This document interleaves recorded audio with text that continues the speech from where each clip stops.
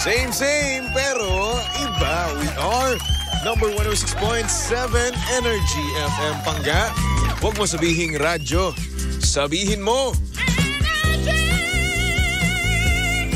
Good morning, Luzon, Visayas at Mindanao, Metro and Mega Manila. At syempre, good morning din sa napakaganda, napaka-sexy DJ Lindsay. Good morning. Good morning, baby Toby.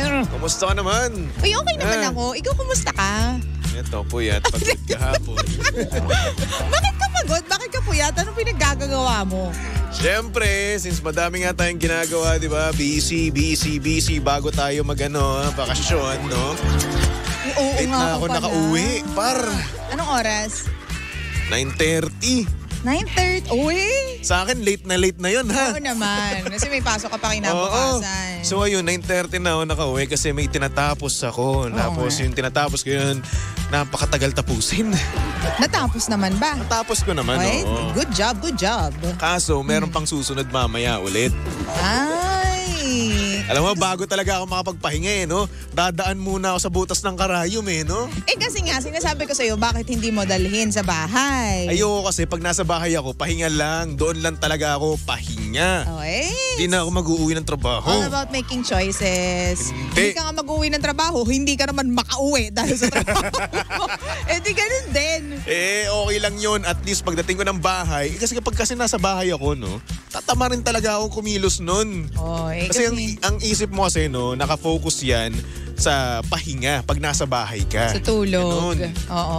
Tatama rin ka nun. Oo. Hihiga ka na lang, magpapalamig ka lang sa aircon, di ba? Hanggang sa hawa ka mo yung cellphone mo, manunod ka ng mga reels, di ba? Tapos ayun, wala na, hindi mo na nagawa. Well, ganyan talaga ang life. Kaya siguro sumisingot-singot ka kanina. Tawang-tawa kasi ako. Hindi, sumisingot Para naman. kasi timang to. Totoo naman kasi, may sumisingot din naman talaga ako kanina pa.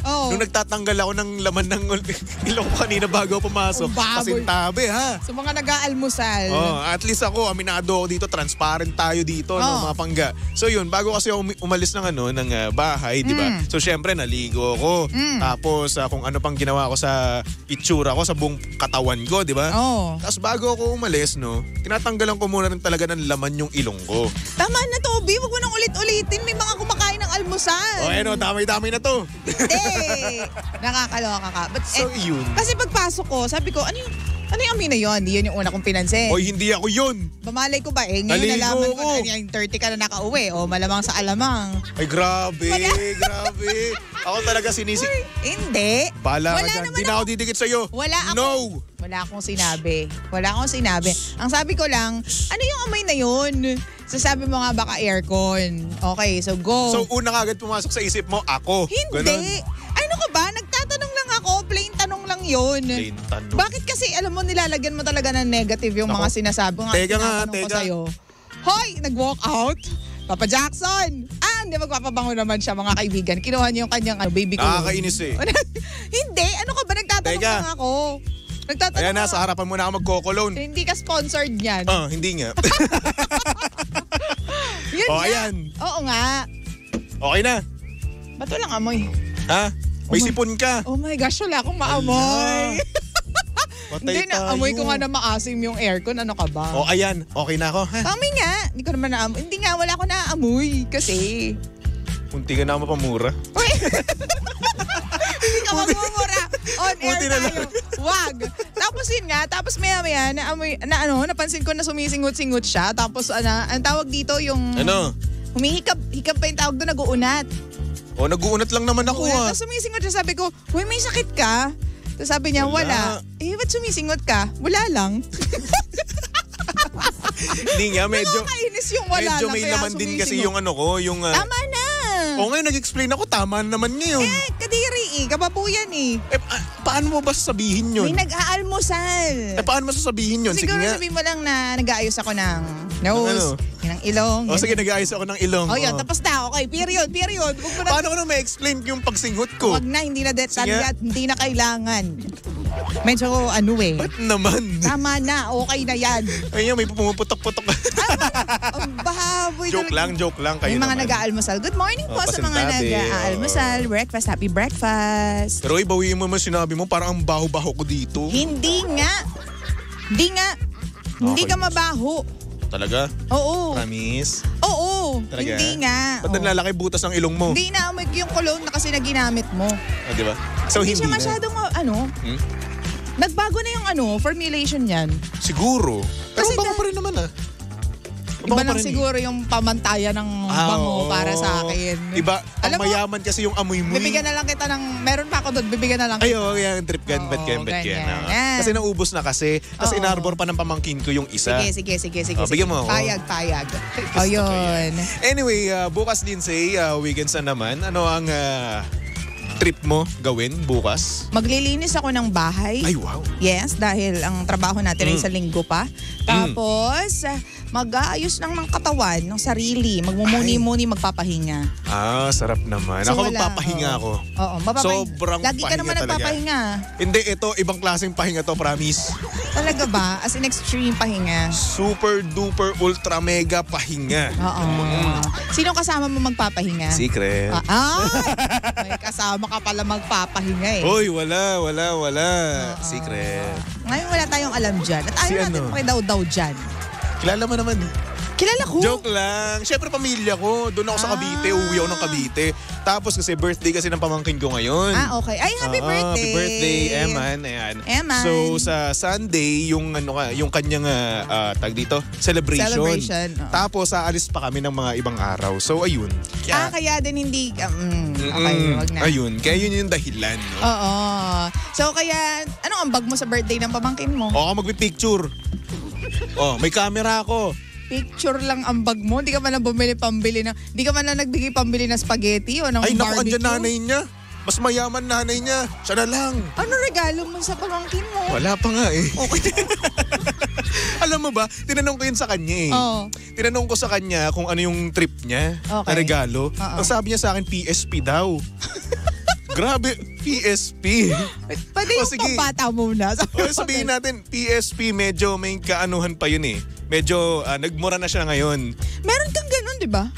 Nintendo DS yun, 3DS. Okay. So iba pa yun. pala yun. Oo. Okay. So ngayon, ang susunod niya daw na gusto niya is gaming PC. Mas mahal pa, par.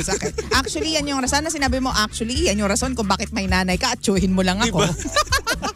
Sila na lang, oo. So, yun. Pamangkin, oo. So gaming PC, daig pa ako. Ako wala akong gaming PC at hindi ako makabili kasi nga mahal niya. So siya gusto niya ganun, gaming PC. Di i-divert mo na agad sa nanay niya. Let's tell your mom. Ganyan. Ganun nga sabi ko, sabihin mo sa mama mo. Oo. Tapos, pag nagkataon, nandito na yung gaming PC na yan, ako gagamit. Ganun. Ito yung ipabili mo na. Yun ba yung binibilan din ng games or ini-installan ng games? Ganyan. And then pwede mo siyang installan. Kasi ito yung games na i-install natin, ha? Oo, Ganyan. diba? Para laro tayo ni Tito. Ganyan. Diba? Ganun dapat. Ganyan. Kasi sa laptop ko kasi, yung gaming laptop ko, doon kami naglalaro palagi. Oo. So siya, naiinggit siya. Oo, Diba? kasi At nakikita ka niya eh. Oo. At lagi siyang tinatalo. Oo, yung pinipikon ko. Sarap para magpikon ng mga bata. Oo, ng mga jugets. Oo. Pero Sobra, naawa kasi ako kapag napipikon yung mga bata. Oh. Kaya hindi ako Bakit? namimikon. Kasi na-experience ko dati nung bata ako, pinipikon din ako eh. And Ayun nga eh. I hate the feeling. Alam mo, ako gumaganti ako. Talaga ba? Kasi dati kasi, Sa mga namimikon yung sa'yo? yung kuya ko na yan, dalawa kong kuya, tapos isa kong ate, nako, lagi akong inaalas ganyan nung bata ko. Kaya nga. Oo, kasi dati kasi yung bunso namin, bata-bata pa talaga eh. Tsaka babae. Babae. Oo. Tapos ako napagtripan palagi. Kasi yung ikaw yung bunso sa lalaki. Oo. Tapos syempre, kapag lalaki ka, di ba, dapat okay lang, tigas-tigas, di ba? Kahit na umiyak ka, wala yan. Atapang atao. Oo, tapang atao, no. So ngayon, ako lagi ang nilaladits, niloloko, Ano kinikili. nilaladits? Di mo alam yung ladits? Hindi. Yun sa tenga. Yun, ganun, ladits. Paano yun? Bakit may tunog? Di ba, ganyan, ladits. Naririnig nyo ba? Oo, ganun. And, kaya nga, hindi pantay yung tenga ko eh. Yung isa sa tenga ko, Parang masyadong pinipitik yung tenga pero parang iniipit. ganun talaga yun. Ladits, yun pala yung term doon. Ladits, sa mga pangga natin dyan na nakakaalam ng ladits, no, ituro nyo po kay Lindsay. Anong ano yan? Saan nag-originate yung word na yan? Hindi ko alam kung saan yun na nag-originate, pero ang alam ko, no, sa Cavite, talagang... Pingot lang yung alam ko eh. Pingot, yung ganun yun. Oo. Pero iba yung ladits. May tunog siya na pingot. So ngayon, ako lagi yung na nilaladits palagi. Oo. Kaya tong tenga ko, hindi yan pantay. Yung isa mas angat, yung isa medyo nakababa siya, ganun. Talaga ba? Oo. Konyat lang yung alam namin eh. Konyat sa ka ulo akin. naman yun. Oo. Ganun. Diba? Ito, Konyat ka. ladits sa tenga. Ayan, namumula tuloy tenga ko. Kasalanan mo to eh. Bakit? Alam mo yung katanungan mo, ako yung nasasaktan eh. Nagtatanong lang naman ako. Siyempre, since ako issue nga rin naman, di ba? Pinakita ko naman, ginawa ko rin. Buti nga ikaw, yun lang yung issue mo sa tenga mo, hindi pantay. Ako nga parang piningas yung tenga ko. Tingnan mo parang may putol. Ayaw nga, no? Parang siyang tenga ng Encantada. Ay, wow, Encantado. Encantada. Hindi nga, Encantada tsaka Encantado. Tingnan mo. Parang, tas pantay yan ha. Akala ko nga dati pinagtripan ako na nanay ko eh. Pinutol yung tenga ko eh. Pinutol? Pero hindi, totoo siya. Pero okay naman Ganda Hindi. ka pa rin. Yes. Kakaiba yung tenga ko. Oo nga, iba nga. Pero ayun, di naman masyadong halata. Kaya laging nakakover ng Anyway. Kaya pala ganyan lagi hairstyle mo. Hindi naman. Gusto ko lang yung ganyan din talaga. Pero partly because hindi nga normal yung tenga ko. Tingnan mo, parang siya kasing pinutol na parang tinadtad. Oo. Ayan, shoutout nga pala sa mga nanonood, no? At hindi nanonood sa Facebook Live namin, no? Ayan, no? Nakikita nyo ang tenga ni Lindsay. Oo, yan. Iba nga, oh. Iba nga siya, di ba? Iba. So ayun na nga, mabalik tayo sa kung bakit ako tawag dito. Oo. Gumagante sa aking mga pamangkin. Kasi ayun nga, ako lagi inaalaska ng mga kapatid ko. Oo Kasi nga. ako yung pang-apat, ako yung matanda, di ba? Yung bunso naman namin, batang-bata pa, di ba? Kaya nga. So yun, ako lagi inuutusan. Ako lagi pinipingot, nilaladits, at kung ano-ano pang pagtitrip. So ngayon, since may mga anak na kayo, Okay. gaganti na ako. Doon ka gumanti sa mga anak. Grabe. Yung mga anak nyo, papaiyakin ko yan. Di ba? Bilang sa akin yung iniwan May mga trabaho kayong malalayo Di ba? Ganun. O yung pamangkin ko na yan, yung nasa bahay namin, ay nako, lagi yung pinapaiyak yan. Grabe naman. Mayrel Elise, Yun nga, ako naman ayoko nung ganong feeling kasi nga ganyan din ako nung bata. Ako lagi akong pinipikon. Kaya pikon nga ako bilang bata. Hanggang ngayon naman pikon ako. Kaya ayoko nakakakita ng batang, alam mo yun, yung parang halimbawa, gusto mo to, di ko bibigay sa'yo to. Gusto mo to, Yung ganon, ayoko nang hinihili. May term sa Batangas na hinihili. Ibig sabihin niyayabangan. Okay. Okay, hinihili lang yung bata. So ginugulo ko rin yung pamangkin ko. Kasi meron siyang espada yung maliit. So since ako, bumili ako ng espada, yung katana ni Zoro, di ba, ng One Piece. Malaki. Mas malaki. Sabi, lit-lit na sa'yo, maliit. Ganon. Ayoko nang ganyan. Pero alam mo, merong may nagsasabi na eksperto, no? Na kapag daw lagi mong niloloko yung mga bata, lalaki daw yan ng ayos. Talaga ba? Sabi nila, Oo. Uy. Kasi kung paminsan-minsan daw, hindi naman palagi, no? Ako, grabe lang talaga ako manloko. Oo. So, ayun na nga. Kapag daw paminsan-minsan, nag-play daw kayo ng rough house, no? Hindi naman yung sobrang rough, no? To the point na parang bibigwasan mo yung bata. Huwag naman yung ganun. Hindi yung diba? ganon. Oo. Yung mga biroan Sama lang. yun, Yung mga saktong paiyak-paiyak lang na mga ganon, di ba? Panloloko, di ba? Mas nakaka-build daw yun ng character. Kasi hindi sila basta-basta na rattle or what. Kasi sanay na sila sa bahay pa lang, ginagano na sila. At syempre minsan, no, parang ako napapansin ko lang din kapag palagi mo niloloko yung yung pamangkin mo. Or binibiro. Binibiro. Kasi may tendency kasi yan na hindi rin siya mabully sa sa school nila. Oo. Yun yung para sa akin Kasi once na parang hindi mo palagi kang mabait sa pamangkin mo, hindi mo niloloko, no? Parang mabubuli siya sa pagdating sa school Kasi syempre yung ibang bata rin naman talaga, iba-iba rin naman sila ng ugali, di ba? Meron naman talagang bully. At ako, may point to. At ako at some point nabully rin naman ako kahit papaano. Pero nung natuto ako lumaban, ay nako, hindi na ako nabubully. So alam mo, tama ka dyan sa part na yan. Pero kasi ang iniingatan ko is syempre yung loob ng bata. Ayun kasi nga. baka mamaya, tama naman yan, nasa bahay pa lang, parang train them young, ganyan. Para pag lumabas sila, hindi sila basta-basta iiyak or hindi sila basta-basta maaapektuhan. Tama nga naman. Kasi ako syempre, siguro nanggagaling ako doon sa part na babae kasi ako. So we nurture and we take care talaga of the kids. But tama din yan. Alam mo, magkaibang punto, 'di ba? Punto Yes. ng lalaki tapos punto ng punto ng babae. babae. Ayoko nasasaktan sila, ayoko naiinsulto, ganyan. So pinakaiingatan ko yung wag niyong asarin kasi baka mamaya, 'di ba minsan may mga tsahin at tsuhin na, pangit mo. Pango. Ganun. May mga ganyan naririnig ako kapag lumalabas ako. Pango, gumaganyan sila sa mga kasama nilang mga jugets. Tapos ako parang, huy, wag mo sabihan ng ganyan. Kasi diba? baka tumatak sa isip niya, sa isipin niya talaga na maging inferior siya Yes. among others. Kasi baka isipin niya na pango ako, hindi ako maganda, ganyan. Yun lang yung fear ko. Ako sasabihin pa nga ako ng bansot eh. Oh. Talaga. Malit naman kasi talaga ako dati. Akala ko ba 7-footer ka? Ngayon, lumaki lang ako. Hindi consistent. Hindi dati nung bata kasi ako noon, bata, okay. So syempre, since tayo bininyagan ulit, di ba? Oo. So yun, tumangkad ako, naging 7-footer ako. Naging 7-footer. Naging higante ka naman. Oo. Ganyan. Yun talaga, iba talaga nagagawa ng mga batak ang katawan, di ba? So anyway, Yun ayun nga. na. Oo.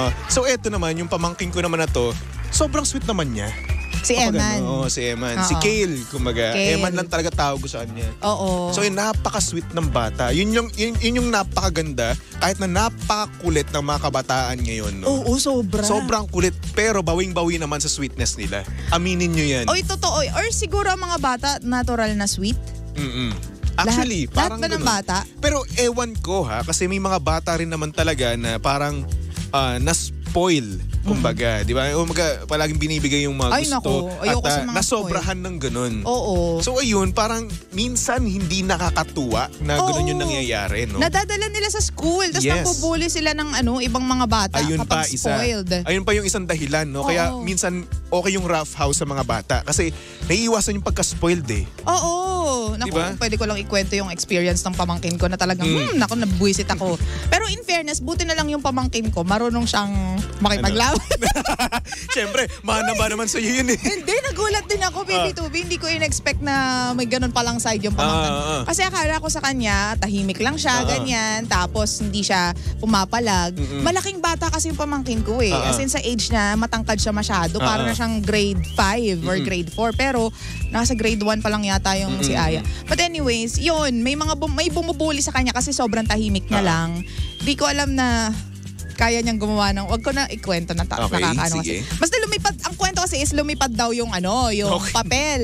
Tapos, kinuha daw ni Aya para ibigay dun sa kaklase niya. Pero pagkuha niya, punit na. Napunit. Oo. Ang hindi nila alam, dahil lagi siyang binubuli nung batang yon, lagi siyang calling names, ganyan. Tapos binigay sa kanya, I'm sorry, I did not blah blah, ganyan. Tapos pinaamin ko siya, yung totoo, ano nangyari. Did you tear the paper? Gawin ako. Wow. Yes.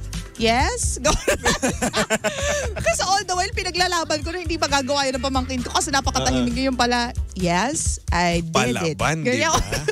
yung simpleng mga ganti ba? Oo. Ganyan. Pero ikaw, ano ba yung pinaka nagawa mong, sabihin na natin, grabe nung bata ka? Wala. Sabihin natin elementary. Wala. Wala? Against other students? Wala. Wala. Hindi ako, Uy. hindi ako ganun. Tahimik lang din talaga ako. Ako kasi loko-loko ko eh. Lalaki. So yun na nga, no? Ito nga, meron kasi nanloloko sa akin. Grade 1 ako neto. Oo. Makakwento ko lang din naman. Oo. Grade 1 ako neto, no? Napikon ako. Paano? So basta nakalimutan ko ng mga sinasabi sa akin. Napikon ako noon, tas ang ginawa ko, sinaksak ko ng lapis sa likod. Uy! 3 beses. Oo. Grabe ka naman! Oo nga. Sinaksak mo sa likod. Oo. Mga lalaki kasi, kaya diba? Ray Louie, hello sa'yo, no? Grabe naman yun. Grade 1 ako nun, ha? Oh, grade So, 1. ganun. Wala akong Pasensya ganun na, ha? talaga. Pero hindi naman ako sa nagbibigay ng idea no, sa mga kabataan. Pero yun yung naging experience ko na wag nyo dapat gawin, okay?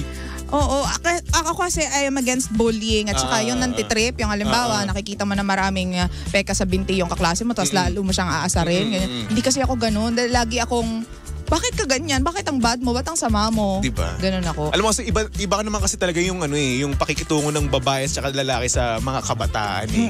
'Di ba? Minsan nga meron akong nakausap no, ka-video call ko noon. Eh di itong pamangkin ko na to, inaalagaan ko. Oo. Sabi ko, "Hoy Abnoy, halika nga dito." Ganun kasi Hoy! tawag ko eh. Well, ganun kami. Normal sa amin yun. Okay. Na ganun.